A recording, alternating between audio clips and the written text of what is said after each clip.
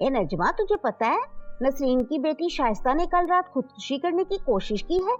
वो तो अल्लाह का शुक्र है दोनों माँ बाप ऐन वक्त पर पहुंच गए और अपनी बेटी को बचा लिया। मगर बाजी, उसके साथ ऐसा क्या हुआ जो उसने खुदकुशी जैसा इंतहाई सख्त कदम उठाने की कोशिश की? आए बस क्या बताऊं नजमा, मैंने जब नसरीन से पूछा तो उसने बताया कि शाइस्ता का शौहर उस पर जुल्म सितम करता है, वो उसको मारता पीटता है, जिसकी वजह से शाइस्ता के जिस्म पर बहुत से जख्मों के निशान हैं। शाइस्ता का शौहर उसको खर्चा भी नहीं देता, यहाँ तक कि अपने बच्चों का खर्च भी नहीं बर्दाश्त करता। शाइस्ता से खुद जबरदस्ती काम करवाता है और घर के खर्चे की जिम्मेदारी भी बेचारी शाइस्ता पर डाल रखी है।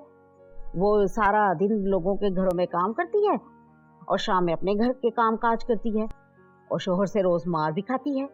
बस नजमा, इन्हीं जुल्मों सितम और ज्यादतियों की वजह से शाइस्ता ने जिंदगी से तंग आकर बिना कुछ सोचे समझे खुदकुशी जैसा मुश्किल फैसला कर लिया। ओहो बहन, ये तो बहुत जुल्म हो रहा है बेचारी बच्ची पर। चलो मैं नसरीन को कहती हूँ और वो और उसकी बेटी मेरे साथ एक वकील के पास चलें। हमें किसी और हादसे के इंतजार के बगैर उसके शौहर के खिलाफ कार्रवाई करनी चाहिए। अस्सलाम वालेकुम नजमा, कैसे आना हुआ? वालेकुम सलाम मैडम, मैं अपनी पड़ोसन और उसकी बेटी को आपसे मिलवाने लाई हूँ। वकील साहबा, मैं आपके पास एक मसला लेकर आई हूँ।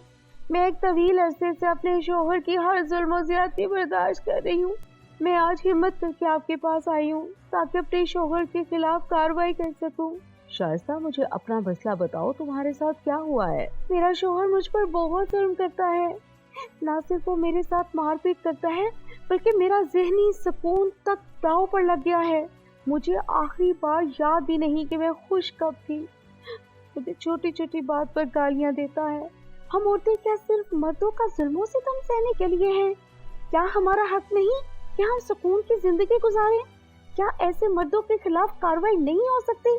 शाइस्ता, जो जुल्म तुम सह रही हो उसे कानूनी अल्फाज में डोमेस्टिक वायलेंस कहते हैं, जिसे उर्दू में घरेलू तशद्दुद कहा जाता है। घरेलू तशद्दुद पाकिस्तान के कवानीन के तहत एक जुर्म करार दिया गया है। अगर कोई घरेलू फर्द आपको तशद्दुद का निशाना बनाए, ख्वाह आपका शौहर हो, सास हो, भाई हो या बहन हो, या आपके अपने घर का कोई और फर्द ही क्यों ना हो, घरेलू तशद्दुद के जुमरे में आता है। उसकी रोकथाम के लिए रियासत पाकिस्तान ने डोमेस्टिक वायलेंस एक्ट भी पास किया है, जिसमें औरत हो या मर्द जो घरेलू तशद्दुद का शिकार है, उनको इख्तियार दिया गया है कि वो अपने साथ हुए जुल्म के खिलाफ कार्रवाई करें।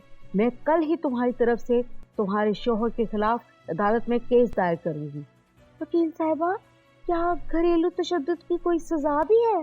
हाँ बिल्कुल, तुम्हारे शौहर का घरेलू तशद्दुद के खिलाफ डोमेस्टिक वायलेंस एक्ट के तहत सजाए कैद भी हो सकती है और जुर्माना भी लग सकता है।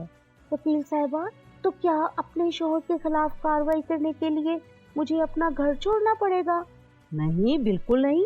तुम अपने घर में रहते हुए भी अपने शौहर से तहफ़्फ़ुज़ हासिल कर सकती हो, जिसमें अदालत औरत के लिए हिफाजती ऑर्डर पास करती है, जिसमें इस बात को यकीनी बनाया जाता है कि औरत अपने शौहर के घर में उससे महफूज रहे।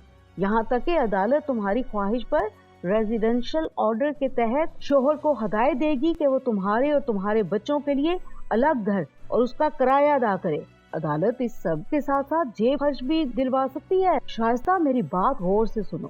कानून ने तुम्हें इख्तियार दिया है कि तुम अपने साथ होने वाले जुल्म के खिलाफ खड़ी हो सको, बजाय डरने के या किसी हादसे के पेश आने से पहले तुम्हें जल्द से जल्द कार्रवाई करनी चाहिए।